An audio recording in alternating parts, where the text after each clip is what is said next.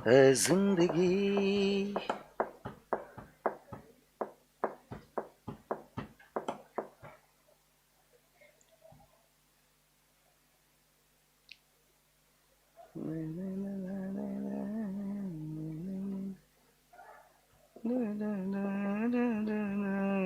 धर कर लिया तेरा सहारा मिल गया जिंदगी।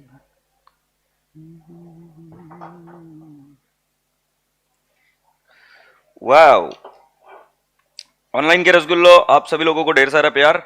पूरी क्लास सीधी बैठ जाएगी। सुप्रभात। जल्दी से एक बार गुड मॉर्निंग बोलेगी। और जो जो बच्चा नहा धो के आया, ब्रश करके आया, एक बार अपने दांत दिखाओ, प्यारी सी स्माइल लेके आओ। वाह, स्माइल देख इसे बोलते हैं, नहीं तो अपने ऊपर वाले जाहिल गवार पता नहीं कौन से जानवर आ जाते हैं। थोड़े दिन में वे भी हंसेंगे। अच्छा है, अच्छा है, नए नए हो, अभी साधु संत के बेस में हो, थोड़े दिन से निकलेगा राक्षस आपका भी बाहर, सो तब तक के लिए पढ़ा देते हैं तुम्हें। अच्छा मेरी बात सुनो, कष्ट हो रहे होंगे अभी, है कोई दिक्कत नहीं है, थोड़े दिन तक पीछे बैक में पेन होएगा, फिर धीरे धीरे आदत हो जाएगी। पेन कम नहीं होगा, आदत हो जाएगी। कल भी कहा था मैंने, सीए बन जाओ, बहुत मजा है, बहुत मजा है, अच्छा पैसा है। चलो, पैसा भी है, इज्जत भी है, रुतबा भी है, सब कुछ है। कल हमने सिलेबस डील किया था एडवांस अकाउंट्स के साथ। सिलेबस में मैंने आपको बताया था कि ये सिलेबस बहुत बेहतरीन सिलेबस है, जेन्युइनली प्रैक्टिकल, सारी अनवांटेड चीजें निकाल दी गई है, and you will be enjoying thoroughly to learn this syllabus. Today what we are going to do is, today we are going to learn a topic called as framework. Is that okay? Framework for preparation and presentation of financial statement. अच्छा topic है, मजा आएगा, basic से चीजों को उठाएगा, ठीक है। So here we go. सुनना, वो फ्रेमवर्क का टॉपिक आज के लेक्चर के नीचे डाल देना, कर दो। मग कोणाकडनं घेतो टॉपिक? चिम्याकडनं, बिल्कुल सही बात बोल रहे तू।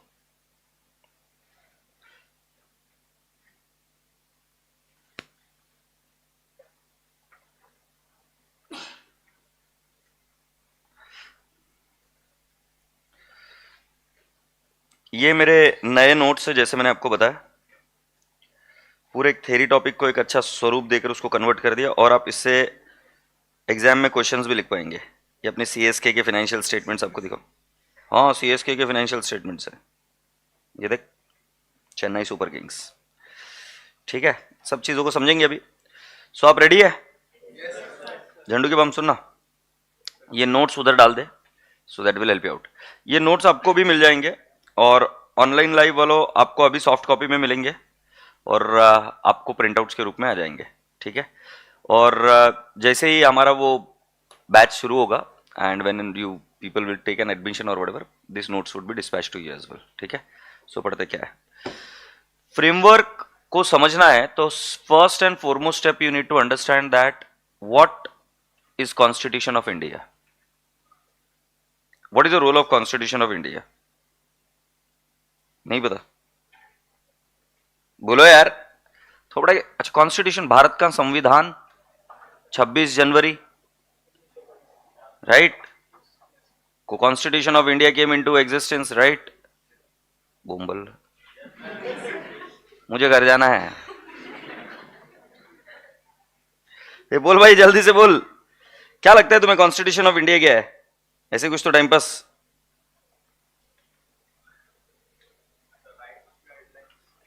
क्या बोल रहे हो? लोगों के राइट्स निर्धारित किए गए। सो बेटा जी, भारत का कोई ओनर नहीं है, भारत एक पर्टिकुलर रूल्स एंड रेगुलेशंस के हिसाब से चलते हैं। ये रूल्स एंड रेगुलेशंस जाहिर सी बात है पार्लियामेंट में बनाए जाते हैं, पार्लियामेंट ऑफ इंडिया में, सही sir? No, Parliament of India में बनाए जाते हैं। अरे यार, ये तो गलत खोल दिया इन्होंने, मैंने ये वाला नहीं बोला था।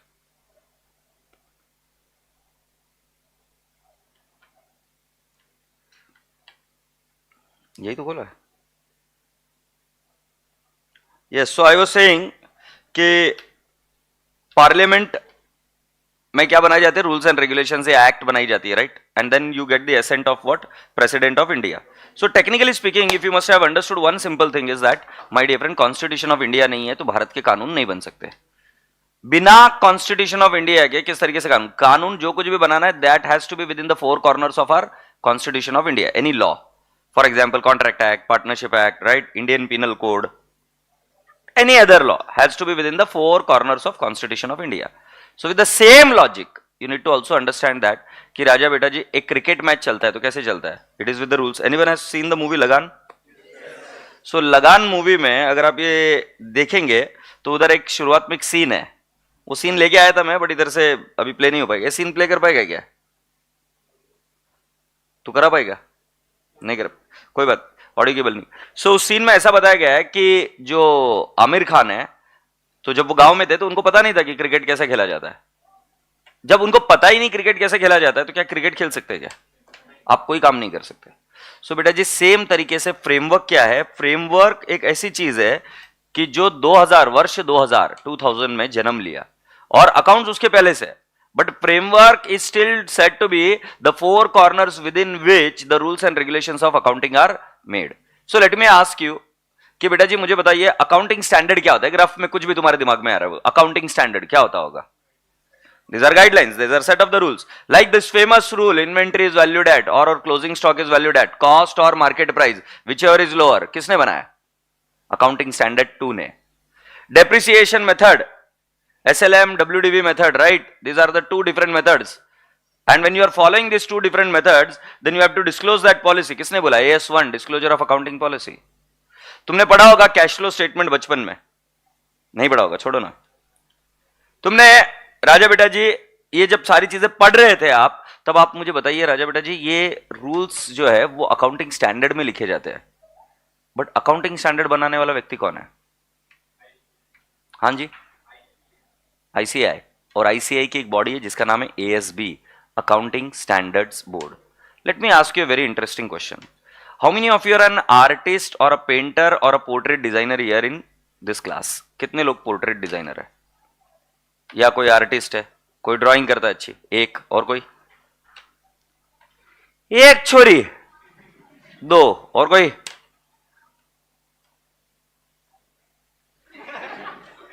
अच्छा, कौन कौन बच्चा ऐसा लगता है उसे खाना अच्छा बनाता है? Thank you. सब भूखे लोग आए हैं. ए भाई सीधे बैठ जाओ, मेरे क्लास में ऐसा बैठना अलाउड नहीं है प्लीज. तुम जब तक मेरे क्लास में बैठोगे सीधा बैठने का और पूरा सोकर घर पर आने का, इधर सोने के लिए नहीं आने का, ठीक है? एकदम झणझणित. हाँ. सो ये बच्चे बोल रहे हैं कि सर मैं बहुत अच्छा पेंटर हूं. अच्छा, अभी इधर क्या करते हैं अपन, खाने वाले लोगों को पूछ लेते हैं. एग्रीड? चलो आ जाओ सर, तुम खाना अच्छा बनाते हो ना, आ जाओ इधर. और कौन था इधर गर्ल्स में? गुड, तुम आओगी, आ जाओ जल्दी से, आ जाओ, कूद गया. चलो कौन सी डिश बनाओगे? पहले तुमसे प्रश्न पूछा जाता है. कोई भी, मतलब कौन सी डिश बनाएगी गुड़िया? Biryani is okay. आती है तुझे बिरयानी? क्या होती पता है? किसकी बनती है? चिकन, कोई भी किसी भी चीज की. पनीर, मतलब ऐसे चिकन मटन कुछ भी. चावल की बनती है ना बिरयानी. मेन इंग्रेडिएंट चावल होता है, राइट? अरे येड़े तू चिकन चिकन कहां पहुंच रहा है? चावल की बिरयानी बनती है. Chicken is content. Okay okay good. So मैं अभी आपको पूछ रहा हूँ बिरयानी, तो मैं आपसे पूछता हूँ कि बताओ मुझे नमक कितना डालोगे. और तुम पहले एक काम करो, तुम लिखती जाओ इधर, तुम बताओगे नहीं. हाँ, तुम मुझे ओरली बताओगे पूरी पब्लिक. तुम बताओ नमक कितना डालोगे एक केजी बिरयानी में? 1 केजी नहीं तो चलो 4 लोगों की इसमें. हाँ, तुम ओरली बोलोगे, वो लिखेगी. तुम उसका आंसर नहीं देख सकते. टेबल स्पून के हिसाब से. तो कितने टेबल स्पून? 5 या 6? छोटा वाला. कोई बात नहीं, अभी और जलील करना बाकी है हमें. तू रुक इधर. अच्छा, बिरयानी में नमक तो डाल दिया. अरे मेरे को पता नहीं और बिरयानी में क्या क्या जाता है. वो एक काहीतरी टाकतात ना रे, कड़ी पत्ता नहीं, क्या बोलते हो? नहीं, खड़ा मसाला. हाँ खड़ा मसाला. बताओ कितना डालोगे? मुझे पता नहीं खड़ा मसाला क्या होता है. अरे छोड़ो ना, तुम दूसरी चीज बताओ मुझे. 4 लोगों के लिए चावल कितना लेगा? तू पहले बता. तू लिख उधर. तू उधर मत देख बे, एड़ा है क्या? हाँ, 4 लोगों के लिए सर प्याला. हाँ प्याला. तो कितने प्याले? 4-5 प्याले. 4-5 प्याले चावल के. ये तो 100% फेंक रहा है, क्योंकि मेरी लुगाई ने मुझे सिखाया था एक प्याले में 2 लोग खा सकते, इतना मुझे याद आ रहा है.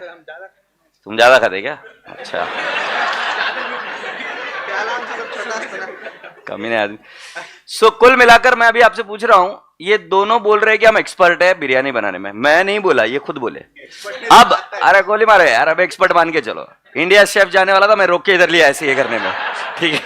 तो मैं अभी आपसे एक बात पूछ रहा हूं, इस पोट्टे को मैं बोलता हूं कि अभी थोड़ी देर के लिए इन दोनों को बोल जाता हूं कि भूल जाओ कि तुम दोनों शेफ हो, तुम दोनों समझो कि एक अकाउंटेंट हो, और तुम्हें बताया गया है कि तुम्हें भारत के लिए रूल्स बनाने हैं अकाउंटिंग स्टैंडर्ड के, राइट? अकाउंटिंग स्टैंडर्ड के रूल बनाने हैं। तुम्हें क्या लगता है ये दोनों सेम रूल बना पाएंगे क्या? क्योंकि देखो मैं तुम्हें बताता हूं, इस गुड़िया ने क्या लिखा है, नमक 1.5 टीस्पून, ये 3-4 डाल रहा था। और मैंने बोला था कि 4 लोगों के लिए क्या बनाने के अपने को, बिरयानी बनाने के, राइट? सो इसने लिखा है कि 1 केजी राइस लग, 1 केजी हाफ चाहिए था वो, मतलब अच्छा गलती से हो गया। तो ये बोल रहे हाफ केजी राइस चाहिए, और ये पोटा बोल रहा था 4 पहले। बट बढ़िया है, अच्छा है। इनके यहाँ पर थोड़ा ज्यादा खाते लगता है मुझे इनके यहाँ पर भी ज्यादा ही खाते हैं। तो मैं आपको क्या बताने की कोशिश कर रहा हूं, तुमने देखा कि दो छोटे से साधारण से प्रश्न पूछे, उसके अंदर समन्वयता नहीं साध रहे हैं हम। तो आपको क्या लगता है जब हम अकाउंटिंग स्टैंडर्ड्स बोर्ड अलग अलग समय पर अलग अलग लोग एक्सपर्ट्स आकर उसको बनाएंगे, तो तुम्हें नहीं लगता है कि वो पूरे अकाउंटिंग स्टैंडर्ड का कचरा बना देंगे? अच्छा एक काम करते हैं सर कि मान लो अकाउंटिंग स्टैंडर्ड तुम अभी इस एज में, अभी के एज में बना रहे हो, किसी ने अकाउंटिंग स्टैंडर्ड बनाया था वर्ष 2001 में, वर्ष उसके पहले भी 1985 में, राइट? उस समय भी तो अकाउंटिंग स्टैंडर्ड बने थे। अरे दोनों की लैंग्वेज अलग हो जाएगी, दोनों की लैंग्वेज अलग हो जाएगी, दोनों का क्या कहते हैं उसको, डेफिनेशंस के देने का तरीका अलग हो जाएगा, राइट? तो बेटा जी यूनिफॉर्मिटी तो होनी चाहिए ना, जो कोई भी कानून लिखा जा रहा है। और ये यूनिफॉर्मिटी लेके आने के लिए एक डॉक्यूमेंट बनाया गया, फ्रेमवर्क। और आपको ये सुनकर ताज्जुब होगा कि फ्रेमवर्क गाइड करता है अकाउंटिंग स्टैंडर्ड सेटर्स को कि किस तरीके से अकाउंटिंग स्टैंडर्ड्स बनते हैं। मैं आपको और भी चीजें बताऊंगा इसके बारे में, right? Thank you so much बड़ी, god bless you. Online live के रसगुल्लो, तो आपको अभी थोड़ी देर पहले पता चली थी कि बिरयानी कैसे नहीं बनानी चाहिए राइट? सो मैं अभी आपको बता रहा हूं, इधर जब फ्रेमवर्क एक ऐसी चीज है कि which will give the 4 corners to the accounting standards body या अकाउंटिंग स्टैंडर्ड्स बोर्ड, जिनके मेंबर्स को कि अकाउंटिंग स्टैंडर्ड्स बनाते वक्त कौन से डेफिनेशन का प्रयोग किया जाता है। जैसे इंटरेस्टिंग बात, अकाउंट्स में सिर्फ 5 चीजें होती है, asset, liability, income, expense, capital. कौन सी चीजें? Asset, liability, income, expense, capital. चलो आप सभी लोगों ने तो पढ़ के आए होंगे, या तो बीकॉम या फाउंडेशन की एग्जाम दे के आए होंगे। चलो बताओ असेट क्या है? चलो एक नया तरीका देखेंगे, असेट क्या है? गुड़िया खड़ी हो जा, खड़ा हो जा टिल्लू। हाँ जल्दी से बताओ असेट क्या है, जल्दी जल्दी फेंकने क्या है?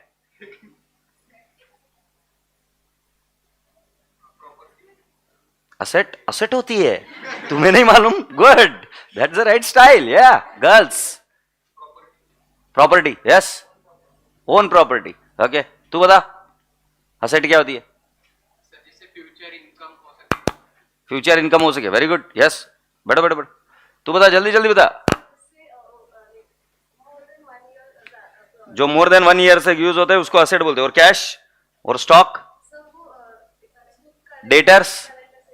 डेटर्स उसको करंट असेट बोलते हैं। कुल मिलाकर देखा, ऐसे डेफिनेशन जाके वाले थे एक्सपर्ट अकाउंटिंग स्टैंडर्ड लिखे कुछ भी लिख के आएंगे भाई पब्लिक। तो तुम्हें पता है इन 5 चीजों का मतलब क्या होता है? What is an asset, liability, income, expense, capital. ये कहां पर दिया है पता है आपको? ये दिया गया है आपके फ्रेमवर्क में, जिससे कि जब अकाउंटिंग स्टैंडर्ड्स बोर्ड एएस लिखने के लिए बैठे तो they should be aware about what are the definitions of this. और इन्हीं चीजों के बेसिस पर अकाउंटिंग स्टैंडर्ड्स फ्रेम किए जाते हैं, क्योंकि अकाउंट्स में इन 5 चीजों के अलावा और कोई नई चीज नहीं है, ओनली 5 थिंग्स। फिर आप मुझे पूछोगे कि सर फाइनेंशियल स्टेटमेंट्स क्या होते हैं? चलो मैं एक क्वेश्चन पूछता हूं साहेब आपसे, यस, और पूछते रहूंगा सर। मुझे एक बात बताओ, आप अध्यक्ष हो, राइट? अध्यक्ष हो आप आपके सोसायटी के, हो सकते हो। कुठल्या गावचे तुम्ही? जालना मध्ये तुम्ही अध्यक्ष आहात एका बँकेचे, कंग्रॅच्युलेशन्स, गुड। अब मैं आपसे पूछ रहा हूं कि उस बैंक के फाइनेंशियल स्टेटमेंट्स में क्या क्या आएगा? फेंको जल्दी फेंकना है बस। फाइनेंशियल स्टेटमेंट में क्या क्या आएगा? तुम बोलेगा मेरे को नहीं पता, बैंक मैनेजर को पूछो। हाँ तुम बोलो। बिल्कुल सही। अब ये फाइनेंशियल स्टेटमेंट क्या है? तुम बचपन में जब सीख के आए तो तुम क्या सीख के आए? ट्रेडिंग, P&L और balance sheet. But financial statement क्या है? सो बेटा जी, it is balance sheet, it is P&L account, it is cash flow statement, it is notes to accounts. ये सारी चीजें होती है। इसके अलावा और है क्या, अगर आप इंड एस फॉलो करते हो तो statement of changes in equity, चिंता मत करो। तुम्हें पता चल रहा है क्या कि फ्रेमवर्क बहुत बेसिक बेसिक चीजों के बारे में बात कर रहा है, राइट? अच्छा, क्यों बनाए जाते हैं ये फाइनेंशियल स्टेटमेंट, का पर्पस क्या है, ऑब्जेक्टिव क्या है, कहीं तो पता होना चाहिए ना। What is the objective of financial statement? जैसे मैं अभी आपको एक इंटरेस्टिंग चीज यस बताओ भाई, क्या बात है यार, position of the financial statement, क्या बात है, performance, position, cash flows, right? So मैं आपको, हाँ, no, that is not an objective, that is, हाँ, but any which ways to provide the true and fair view of the affairs of the business। so, कुल मिलाकर मैं आपको बोलने का तात्पर्य क्या कर रहा था कि फाइनेंशियल स्टेटमेंट का पर्पस क्या है, यह हमको पता करना था। फिर फाइनेंशियल स्टेटमेंट के यूजर्स कौन है, और जब नहीं है बहुत सारे यूजर्स, सब मैं समझ गया, मुझे पता है तुम पढ़ के आए हो, यूजर्स कौन है, और यूजर्स के साथ साथ कि फाइनेंशियल अच्छी बिरयानी की क्या क्वालिटीज है, तो वैसे एक अच्छे फाइनेंशियल स्टेटमेंट की क्या क्या क्वालिटीज होनी चाहिए, ये सारी चीजें आपको लिखी गई है कहां पर, फ्रेमवर्क में। सो फ्रेमवर्क वो डॉक्यूमेंट है जिस डॉक्यूमेंट में सारी बेसिक चीजें लिखी गई है, जिसके मद्देनजर जब कभी भी कोई कंफ्यूजन या कैओस होता है, या जब कभी भी कोई बॉडी बैठती है to frame the accounting standards and all, they have to frame the accounting standards as per the framework. Do you copy this? अब फ्रेमवर्क बस मैं कितनी देर से अकाउंटिंग स्टैंडर्ड्स बोर्ड ही बोल रहा हूं, but it is used by many others also. So let me explain you it is used by how many people. So बेटा जी, मैंने एक शुरुआत में अगर आप ध्यान से देखेंगे तो इधर कुछ लिखने के लिए जगह छोड़ी गई है, ये इधर दिख रही है क्या? इधर हम बाद में लिखेंगे, पहले एक बार चैप्टर ओवरव्यू ले लेते हैं। Are we there? और आपको नोटबुक में आपके साथ लिखते चले जाना है। सो chapter overview, the framework sets out, जल्दबाजी मत करो, मैं बताता हूं। The framework sets out the concepts underlying the preparation and presentation of general purpose financial statement prepared by enterprise for wide range of users। ए भाई पढ़ लेते हैं क्या लिखा है? A framework sets out what? The concepts underlying the preparation and presentation of financial statement, general purpose financial statement बोला है, prepared by enterprise for wide range of users, और accounting standards board ASB of institute of chartered accountants of India issued framework for preparation and presentation of financial statement in July 2000। इसका मतलब ये, इस बार बेटे ने बाप को जन्म दिया है, नहीं समझे? मैं क्या बोल रहा हूं, फ्रेमवर्क बेसिस से पूरे अकाउंट्स के लिए। बट ये आया कब? 2000 से। और अकाउंट्स कब से? उसके पहले। So there was improvement and development. उसके बाद में हमने फ्रेमवर्क दिया कि हाँ अकाउंट्स ऐसे बनेगा, तो फिर क्या हुआ, उसके बाद में अकाउंट्स में बहुत अच्छे अच्छे बदलाव हुआ है। जो अल्टरनेटिव ट्रीटमेंट्स थे, जो प्रॉब्लम्स थी, जो फ्रॉड्स होते थे, उन सभी फ्रॉड्स को नैरो डाउन करते करते हम अल्टरनेटिव्स को कम करते करते हम कम अल्टरनेटिव्स पर आते रहे। पहले कैसा था, एक ही अकाउंटिंग के लिए 3-4 ट्रीटमेंट होते थे, अलग अलग कंपनी अलग अलग फॉलो करती थी। Now that has been narrowed down. और आपको सुनकर ताज्जुब और बड़ा मजा आएगा, पूरे वर्ल्ड में यही चलता है, यही फ्रेमवर्क है। Shall I repeat it again? Interesting बात है। देखो पहले क्या था, MNCs हुआ करती थी, भारत का रूल अलग, US का रूल अलग, चाइना का रूल अलग, ऑस्ट्रेलिया का रूल अलग, बैंड बजती थी। अब सब जगह जब डेफिनेशन एक ही हो गया, एसेट का डेफिनेशन एक ही है, बात खत्म हो गई। पूरा वर्ल्ड अभी एक ही एसेट का डेफिनेशन फॉलो करता है। तो वो एसेट तभी दिख सकती है जब वो एसेट का डेफिनेशन सेटिस्फाई होता है, हाँ या ना? सो इसके वजह से आपको समझ आ रही है क्या बात, कि ये जो फ्रेमवर्क है ये वर्ष 2000 में आया, वो पूरे वर्ल्ड में सेम टू सेम है। 2000 में वर्ल्ड भी नहीं है, इंडिया में 2000 में है, और ASB ने इसको इंट्रोड्यूस किया। आपको एक प्रश्न पूछता हूं, आपको क्या लगता है कि अकाउंटिंग के फ्रॉड्स की वजह से, चलो इसके ऊपर हम बाद में आते हैं, ज्यादा डिटेल में नहीं जाते, इधर लिख लो एक बार, ये फ्रॉड्स वगैरह के बारे में बाद में बात करते हैं, अभी थोड़ा सा एग्जाम पॉइंट ऑफ व्यू से करना शुरू करते हैं। The framework sets out the framework sets out the concept, the framework sets out the concepts underlying, ये नोट्स को पिन करना, underlying the preparation and presentation of financial statement prepared by enterprise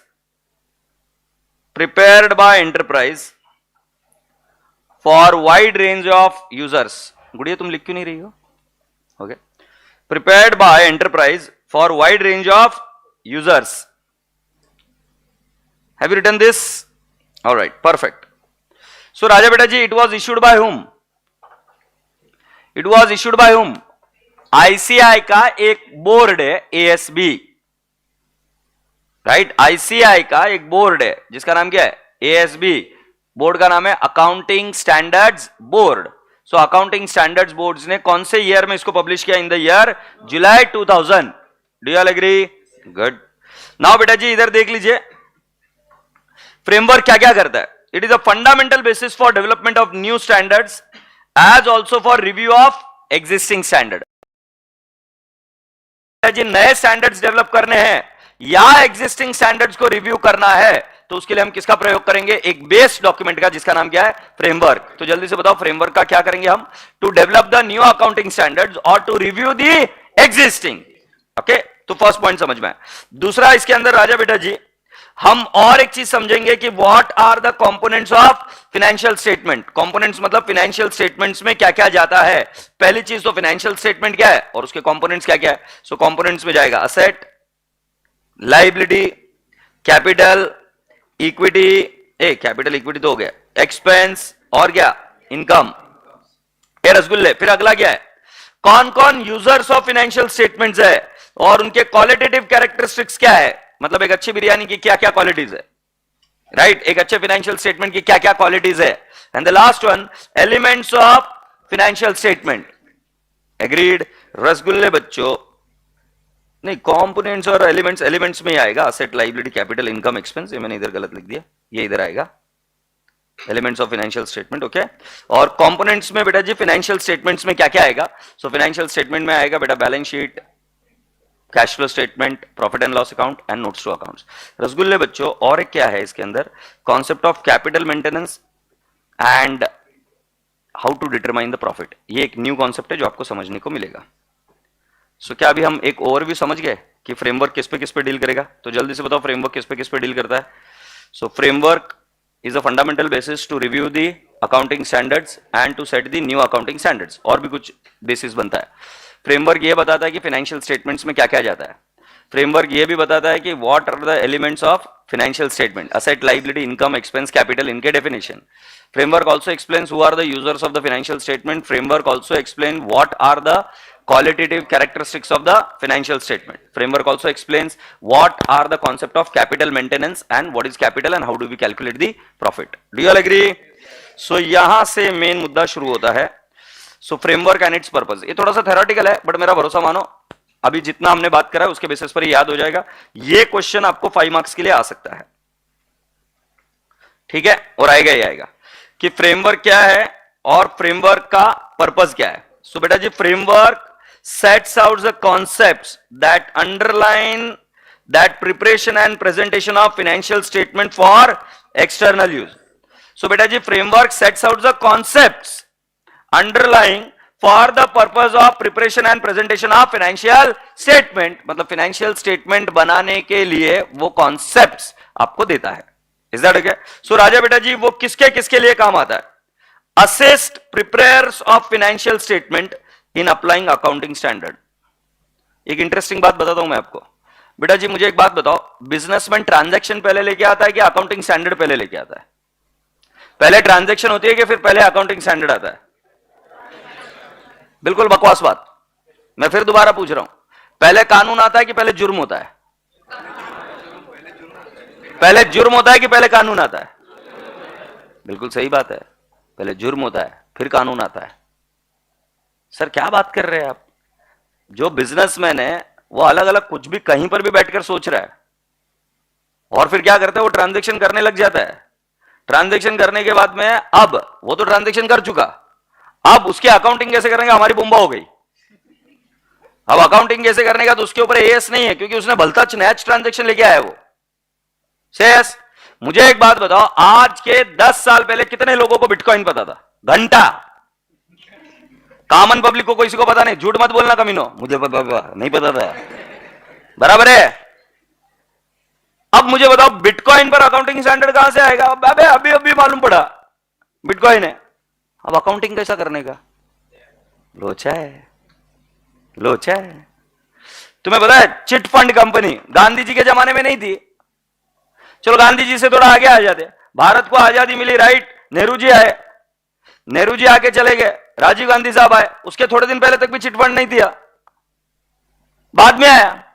तुम्हें पता ही है, तुम जाते हो शॉपिंग करने के लिए, मेरी वाइफ को इतना येड़े में निकालते नहीं, शायद मैं येड़े में निकलता हूं, शायद मैं निकलता हूं, मेरे को आज जब भी एकदम रियलाइजेशन हुआ।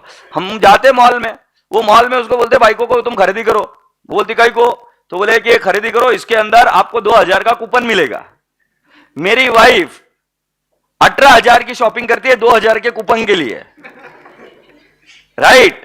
और फिर क्या होता है बेटा जी, हम 18,000 का शॉपिंग करके 2000 का कूपन लेके आते, और ये 2000 का कूपन करने के लिए वापस अगली बार हमको शॉपिंग के लिए जाना पड़ता 5000 की, तो 2000 रिडीम हो सकते हैं। झंडू के बाम, ये सब चीजें छोड़, मेरे बाइकों का मैं सल्टाएगा, तू इधर ध्यान दे। ये 2000 का जो कूपन था, अगर मेरे पास कूपन है तो मुझे पैसा नहीं देना पड़ेगा 2000 रुपीज, बट तुम्हारे पास कूपन नहीं है तो तुम्हें 2000 रुपीज देना पड़ेगा कि नहीं? Yes. Now comes a question, how do you account for this coupons?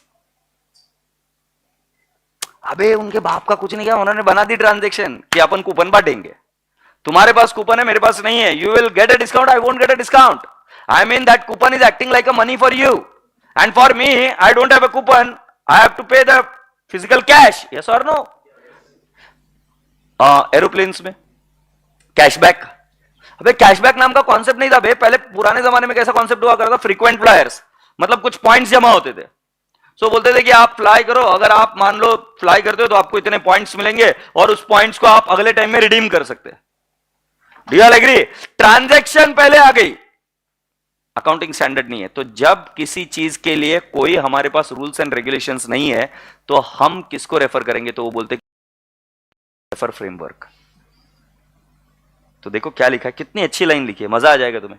Assist preparers of financial statement in applying accounting standard and dealing with the topics that have yet to form the subject of an accounting standard. So framework कितना बड़ा help करता है कि where there is no accounting standard, what are you going to apply? You are going to apply the framework. Are we ready? Now the second point is what? Assist Accounting Standards Board in development of future accounting standard and its review of the existing accounting standard. क्या ये बात हमने करी थी क्या? ASB को accounting standard बनाने में मदद करती है और existing accounting standards को review करने में मदद करती है, क्योंकि बेटा जी the world is dynamic, so you have to keep on reviewing the existing accounting standard. कितने accounting standards have undergone the change because of this? There are many accounting standards which have undergone the change. Agreed? Let's go on. Assist the Accounting Standard Board in promoting harmonization of regulations, accounting standards and procedures relating to the preparation and presentation of financial statement by providing basis for reducing the number of alternative accounting treatment permitted by the accounting standards. Now let me explain you this. बेटा क्या है, ज्यादा complications में तो नहीं जाऊंगा, but I will tell you, Bharat में accounting standards board plays a very important role for the purpose of the setting up the accounting rules. अब बेटा जी जब कभी भी एक ही अकाउंटिंग ट्रीटमेंट के मल्टीपल रूल्स अवेलेबल होंगे, जैसे inventory is valued at FIFO and वैक, it is gonna create a problem, comparison नहीं हो पाता है, राइट? सो ये क्या करने के लिए कोई मदद करता है, फ्रेमवर्क ये बोलता है कि जो अल्टरनेटिव्स है बहुत सारे, उनको कम कर कर आप पूरे के पूरे इंडिया में हार्मोनाइजेशन लेके आओ अमंग्स दी अकाउंटिंग ट्रीटमेंट। अब आप ऐसी वर्ड्स शब्द रचना क्यों यूज करते हो, थोड़ा सा पेचीदा मामला है, बट अभी थोड़ा सा एक ब्रीफ देता हूं। जैसे कंपनीज है, पार्टनरशिप फर्म है, प्रोप्राइटरशिप है, इन सभी के लिए अलग अलग अथॉरिटीज है जो उनको गाइड करती है कि आपके फाइनेंशियल स्टेटमेंट कैसे बनते हैं। जैसे कंपनीज एक्ट के तहत बनते हैं बेटा जी financial statement, schedule 3 of companies. Cooperative society के लिए अलग रूल है, एनपीओ के लिए अलग रूल है, इलेक्ट्रिसिटी कंपनी के लिए अलग रूल्स है, आरबीआई बैंक के लिए अलग है, म्यूचुअल फंड्स के लिए अलग है। तो इन सभी जगह पर एएसबी को यह कहा गया है कि आप अल्टरनेटिव्स को रिड्यूस करिए, सिमिलर रूल्स लेके आइए, so that there is a harmonization in the ecosystem of accounts. इसको ज्यादा तवज्जो मत दीजिए, बट आपको यह समझ में आया कि for promoting the harmonisation of regulation, regulations माने लॉ, अकाउंटिंग स्टैंडर्ड, सारे अकाउंटिंग स्टैंडर्ड्स में हार्मोनाइजेशन, सिमिलर ट्रीटमेंट होना चाहिए। AS10 PPE, property plant and equipment, AS26 intangible asset, दोनों ही असेट है, treatment should be similar, right? And the procedures relating to the preparation and presentation of financial statement by providing the basis for reducing the number of alternative accounting treatment permitted by accounting standard. Assist auditor, बेटा कई बार क्या होता है कि कोई एक transaction हुई होती है तो ऑडिटर को ओपिनियन फॉर्म करना होता है अबाउट दैट ट्रांजैक्शन कि ये सही तरीके से अकाउंट हुई है कि नहीं हुई है. सो जब ओपिनियन फॉर्म करना होता है ऑडिटर को, तो auditor will also take the help of what, framework. तो यहां पर लिखा है assist auditor in forming opinion as to whether financial statement conform with the accounting standards. Now next, assist users in interpretation of the financial statement. तुमको एक interesting बात बताता हूं. कितने बच्चों ने एडवर्टीजमेंट सस्पेंस अकाउंट 11th-12th में किया है? गुड, एक ने भी नहीं किया. ऑनलाइन लाइव तुम में से किसी ने किया है क्या? कितने लोगों ने ऑनलाइन लाइव मुझे जल्दी से बताओ प्रिलिमिनरी एक्सपेंसेस लिखा है? प्रिलिमिनरी एक्सपेंसेस कितने लोगों ने ऑनलाइन लाइव, आप भी बताना मुझे कि आपने लिखा है काय म्हणतो त्याला आपण, discount on issue of debenture लिखा है क्या? हिमांशु गुप्ता बोल रहा है मैंने लिखा है. ऑनलाइन लाइव बाकी जल्दी जल्दी बताओ. तुम में से किसी ने नहीं लिखा प्रिलिमिनरी एक्सपेंसेस? किसने लिखा? फिर हाथ ऊपर करो ना. मैं कुछ आई शपथ, आई बाबा और साई बाबा की शपथ नहीं पूछूंगा ट्रीटमेंट. तुम उसके लिए हाथ ऊपर कर नहीं रहे हो तो टेंशन मत लो. Discount on issue of debenture. Online वालों का डर नहीं. ऑनलाइन वाले हाँ मैंने किया है, क्योंकि आप मुझे पूछ नहीं सकते और पूछेंगे तो भी मैं बोलूंगा नहीं. सो मैं आपको बताता हूं राजा बेटा जी, कितना हमारे साथ गलत होता था मैं आपको बता नहीं सकता. प्रिलिमिनरी एक्सपेंस ये असेट है ही नहीं, बट हम उसको बैलेंस शीट असेट साइड में लिखते थे.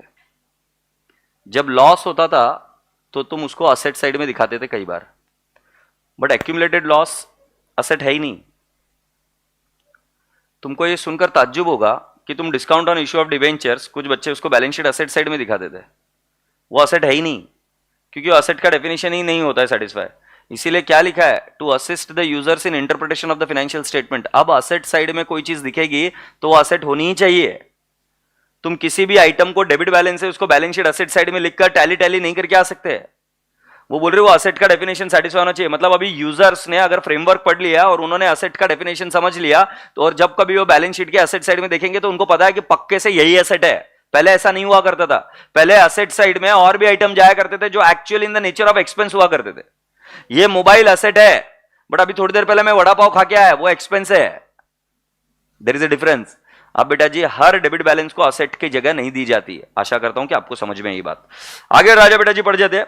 Provide those who are interested in the work of Accounting Standard Board with information about its approach for formulation of accounting standards. So राजा बेटा जी आपको क्या चीज समझ में आई कि जो कोई भी अकाउंटिंग स्टैंडर्ड्स बोर्ड के काम में इंटरेस्टेड है तो उनको कौन सी अप्रोच फॉलो करना है, उसके लिए कोई एक तो डॉक्यूमेंट देना पड़ेगा ना, और वो डॉक्यूमेंट का नाम क्या है? Framework. Do all agree? So राजा बेटा जी जल्दी से मुझे बताइए, अकाउंटिंग स्टैंडर्ड्स के लिए तो एक यूजफुल होता है, ऑडिटर के लिए एक यूजफुल होता है to frame the opinion about whether the accounting standards are followed or not, to review the accounting standards for harmonization of the various, what I can say, different treatment in the regulations and all, उनको harmonize कर simple तरीके से एक type के accounting treatment को promote किया जाए अलग अलग रेगुलेशंस में. इसके लिए भी क्या काम आता है बेटा जी?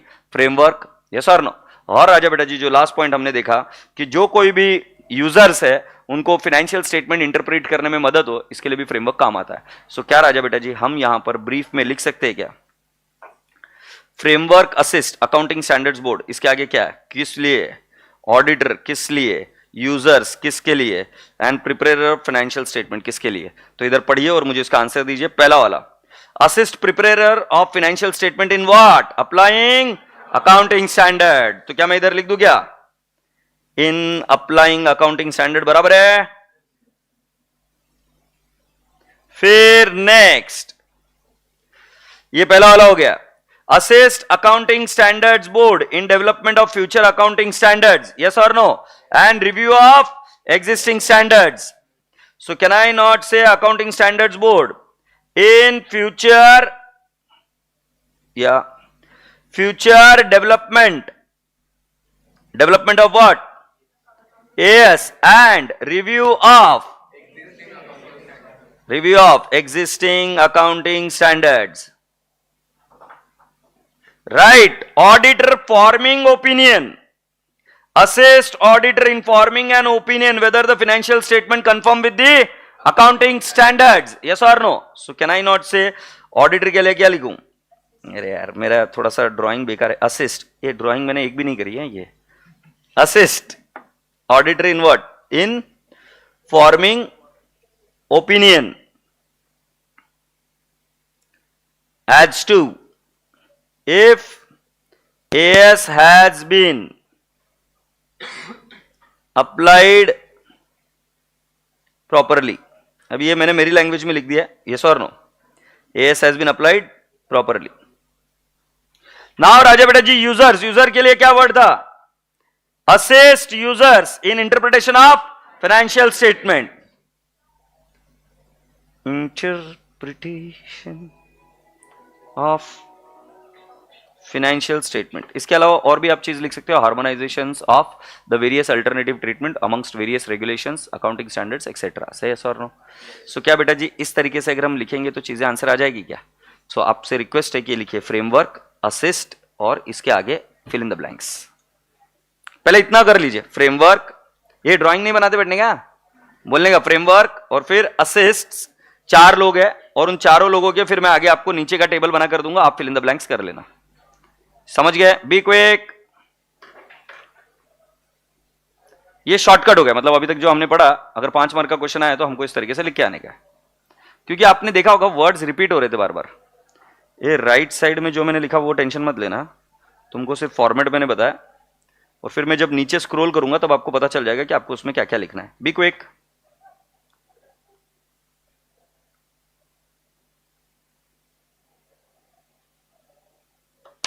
Framework, assist, accounting standards board.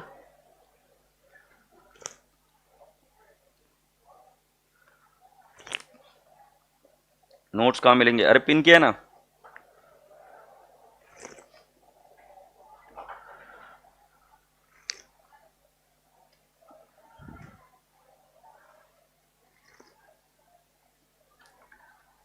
Sir as और फ्रेमवर्क में फर्क क्या है? मैं बताता हूं, 1-2 मिनट.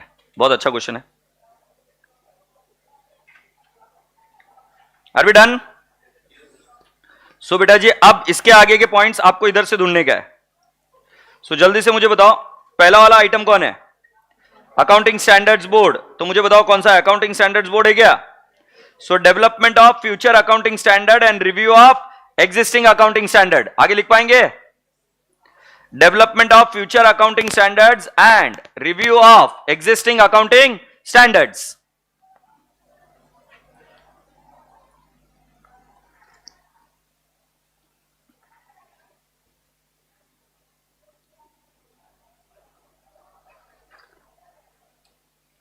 Are we done? रसगुल्ले बच्चों. Next, auditor. ऑडिटर के लिए क्या है? In forming an opinion whether the financial statement conform with the accounting standards. यही है ना? ऑडिटर को forming an opinion as to whether the financial statement conform with the accounting standards.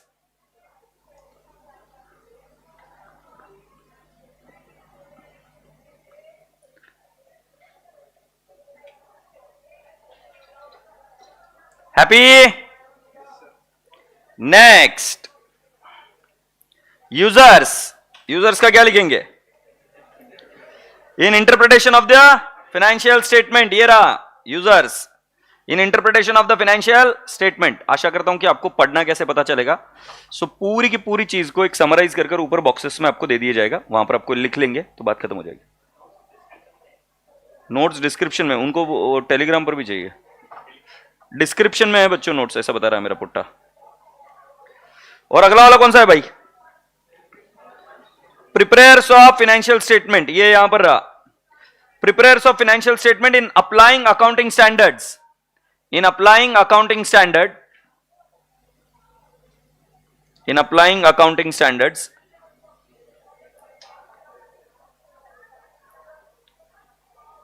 and dealing with the topics and dealing with the topics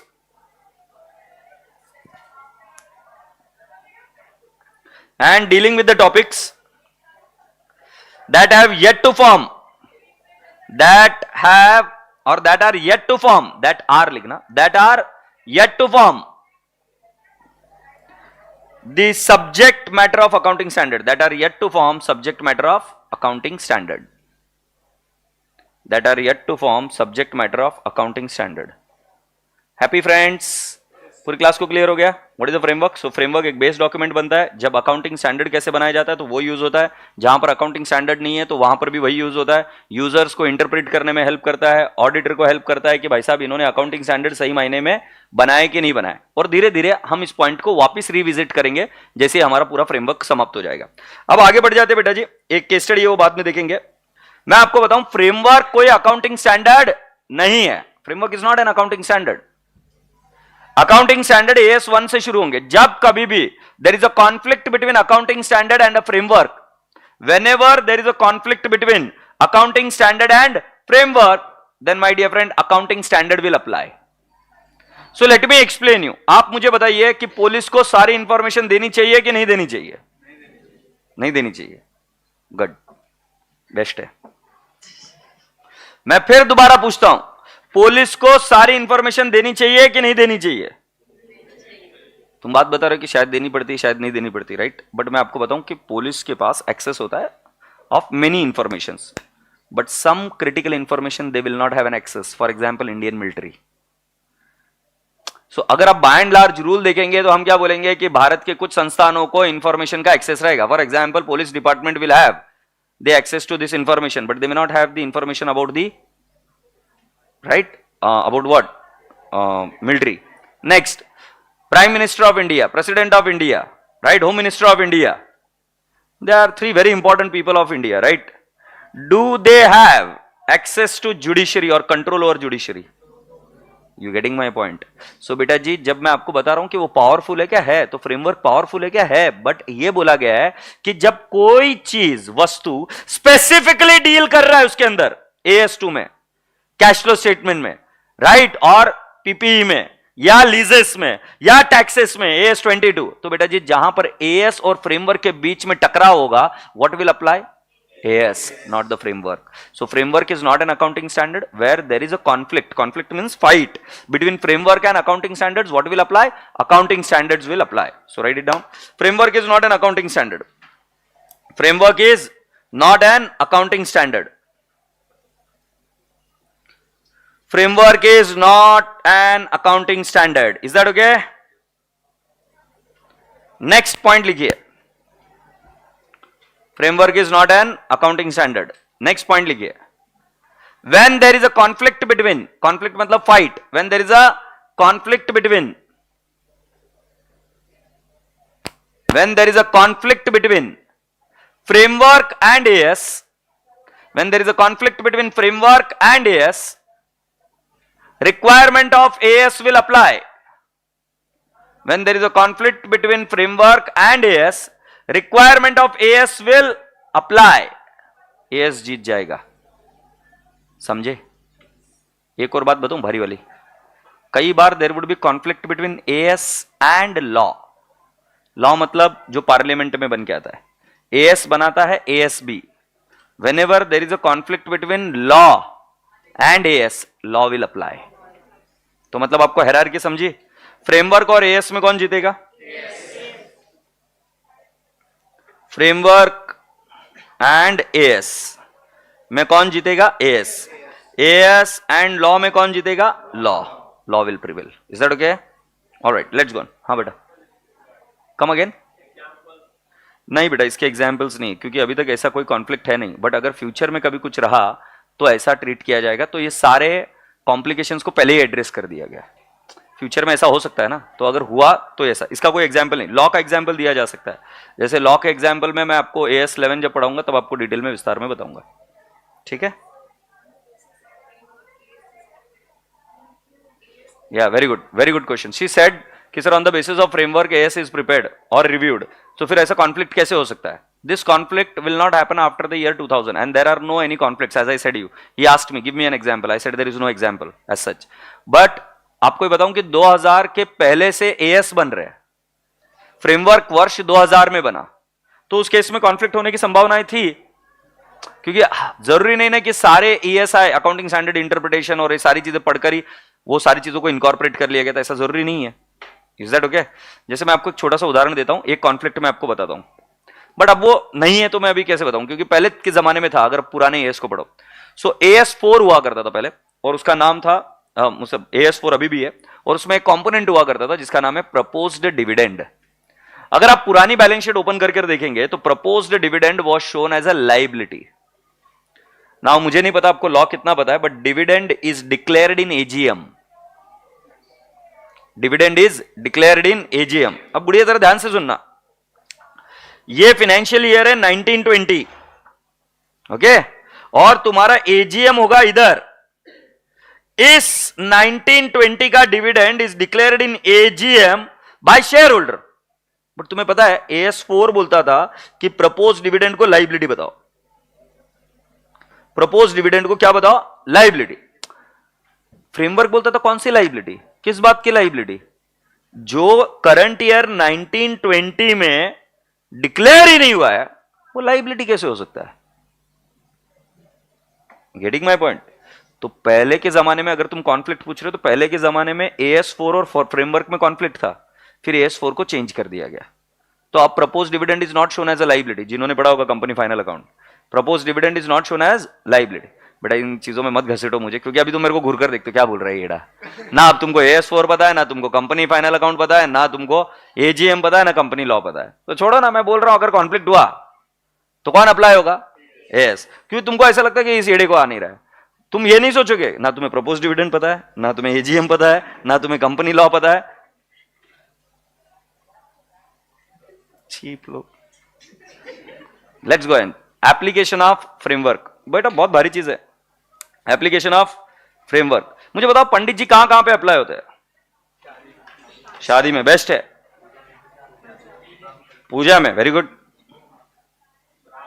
हाँ मैयत में भी, वहां पे भी पंडित ही आते हैं।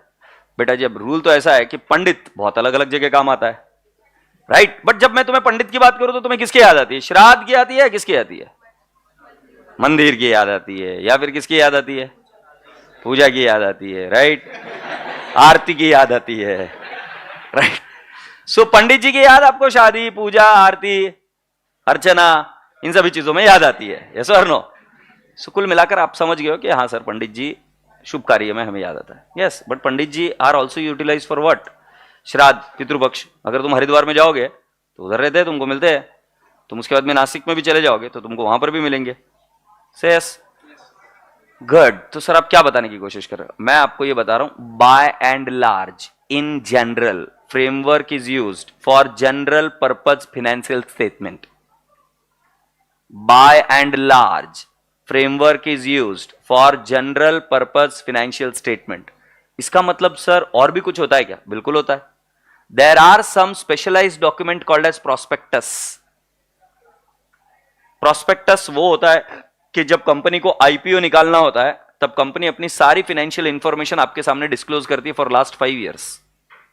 सिमिलरली जब किसी कंपनी को खरीदना होता है आपको, तो आप उस कंपनी के अलग से फाइनेंशियल स्टेटमेंट बनवा कर लेते हो। वो financial statement historical cost per नहीं होते, वो होते हैं आज की मार्केट वैल्यू पर।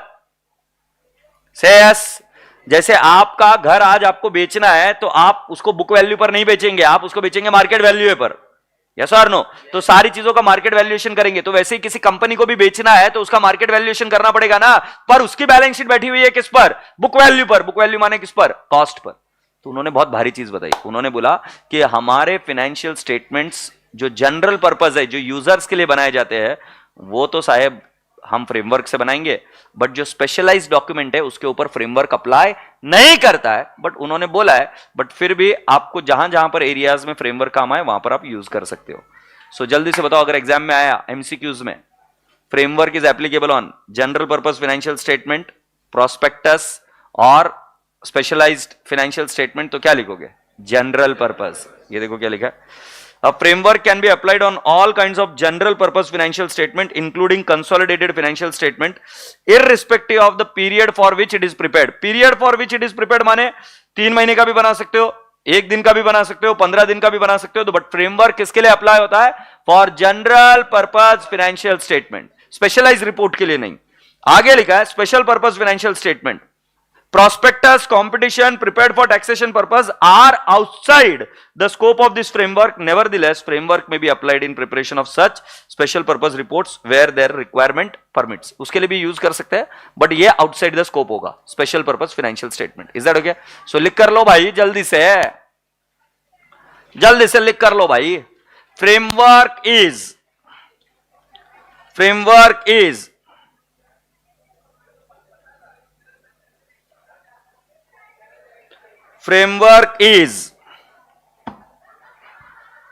applied for all general purpose financial statement. Framework is applied for all general purpose financial statement. Framework is applied for all general purpose financial statements.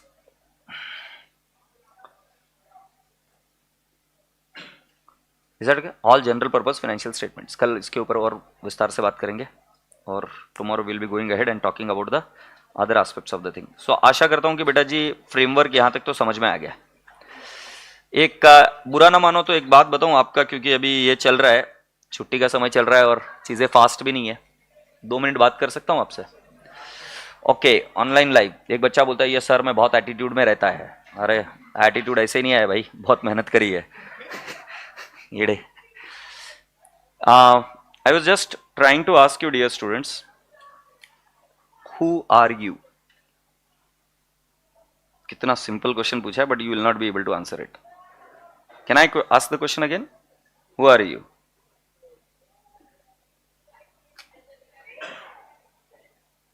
अच्छा, ये बोल रहा अभी तक तो कुछ नहीं.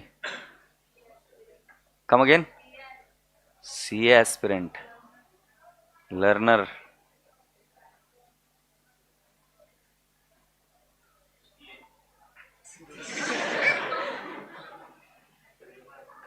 Who are you? Again I am asking you a question.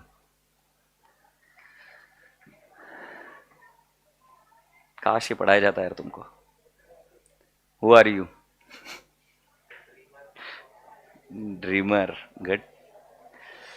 So this is one of the very critical things. अगर हो सके तो इसको सीख लेना. सर आपका नाम क्या है? विष्णु. और आगे आप? रितेश मिश्रा. तुम?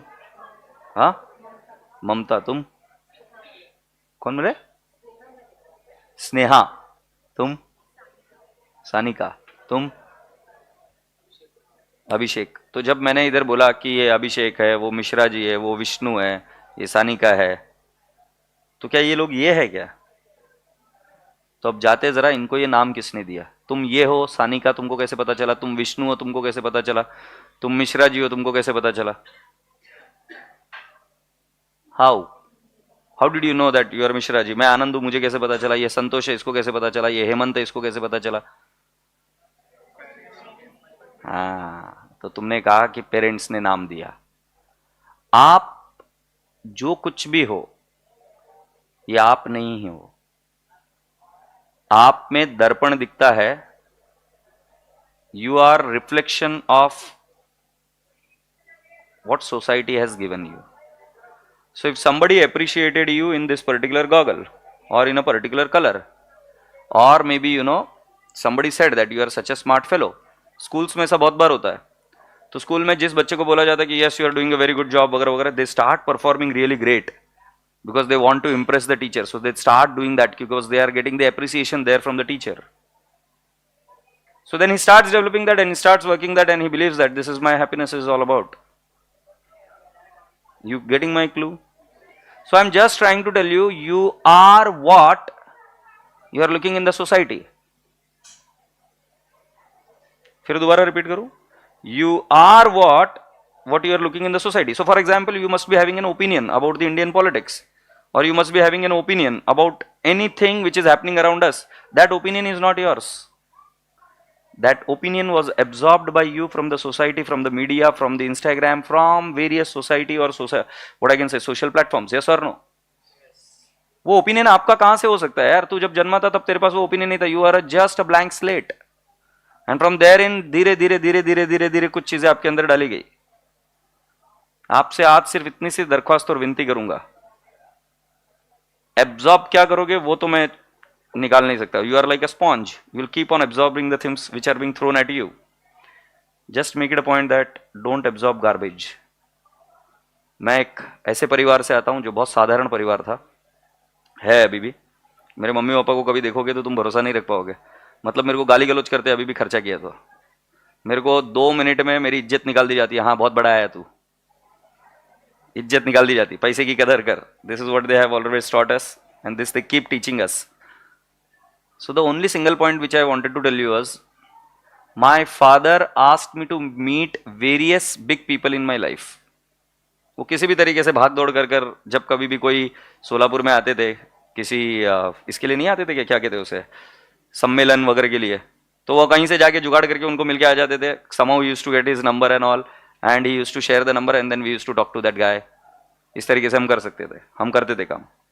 मैं आपको ये बता रहा हूं कि इस पूरे समय के दौरान जब आप पुणे में हो या जब आप घर पर हो, क्या एब्जॉर्ब कर रहे हो ये सीखना. अगर आप गंदगी एब्जॉर्ब करोगे तो गंदगी बाहर निकलेगी. तुम हो ही नहीं, तुम वो हो जो तुम एब्जॉर्ब करते हो हर रोज. तो तुम गंदगी एब्जॉर्ब करोगे तो गंदगी बन जाओगे. और क्या एब्जॉर्ब करना है ये पूरा का पूरा आपके हाथ में है. एक अच्छी सुंदर जगह, गार्डन, राइट, या एक तबेला आगे जाकर एक आलीशान महल बन सकता है. राइट, डिपेंड करता है कि पहले गोबर एब्जॉर्ब कर रहा था, अब वहां पर फूल पौधे सब चीजें लगाई गई है. चीजें चेंज. वस्तु में कभी कोई प्रॉब्लम नहीं होती, तुम में कभी कोई प्रॉब्लम नहीं होगी. प्रॉब्लम होगी कि आप एब्जॉर्ब क्या करोगे. तो आशा करता हूं कि आप सब लोग इस चीज पर ध्यान देंगे. Start absorbing good things in your life. You are not what you are born as, you are what you absorb and you are like a sponge, so you'll keep absorbing. So keep doing good things, start watching good things, start talking positive, start talking very very very very good. Things will be great. All right, चलो प्रेम से bye bye बोलो. Love you all, take care, खुदा हाफिज.